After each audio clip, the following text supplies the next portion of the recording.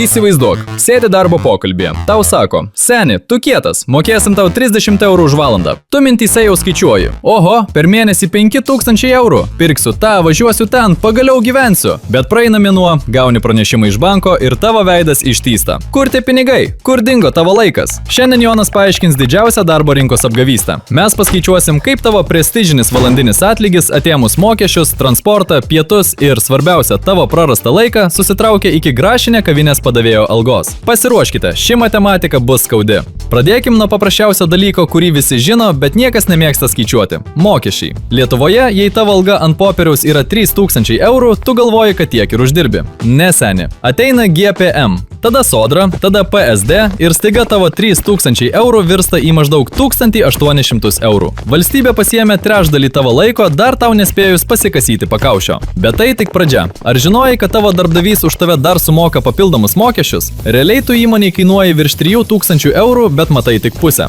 Tai yra pirmasis skemas. Tu parduodi savo valandą už 30 eurų, bet tavo kišenė pasiekė tik 18 eurų. Ir mes dar net nepradėjom leisti pinigų. Dabar skaičiuojam laiką. Darbas nėra 8 valandas per parą. Tai melas. Paskaičiuokim. Ruošimasis. Ryte dušas, drabužiai, vaibo susigrąžinimas 30 minučių. Kelionė. Vilniaus kamščiai arba Bolt važiavimas po 45 minutės į abi pusės.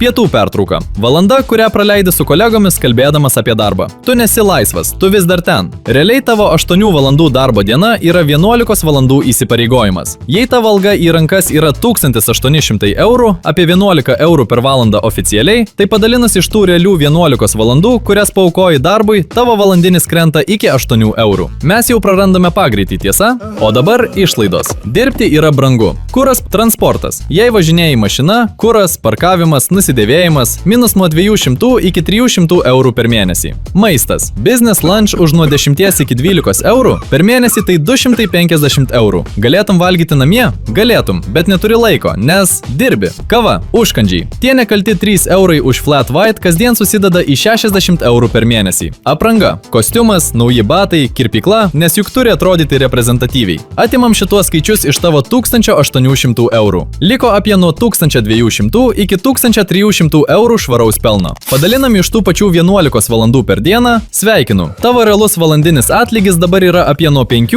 iki 6 eurų. Tai yra tiek, kiek gauna mokinys vasarą skinantis braškes. Tik tu sėdi stiklinėme ofise su kondicionieriumi ir galvoji, kad esi laimėtojas. Psichologinis nusidėvėjimas. Therapy tax. Ir čia mes prieinam prie liūdniausios dalies. Psichologija. Kai tavo darbas yra stresinis, tu po jo negrįžti namo ilsėtis, o bandai atstatyti sistemą. Ką darai? Perki brangius žaidimus, eini į prabangius masažus, perki alkoholį savaitgalį, kad užsimirštum, arba moki psichologui 80 eurų už seansą, kad jis padėtų tau susitaikyti su tuo, jog nekenti savo ryto. Tai yra emocinis mokestis. Jei tavo darbas tave degina, tu leidi pinigus tam, kad tiesiog išgyventum iki kito pirmadienio. Galiausiai atėmus viską, tavo 30 eurų valandinis virsta į 4 eurus, kuriuos gali realiai atidėti ateičiai. Visa kita tiesiog cirkuliacija, kad galėtum toliau sukti žirkieno rate.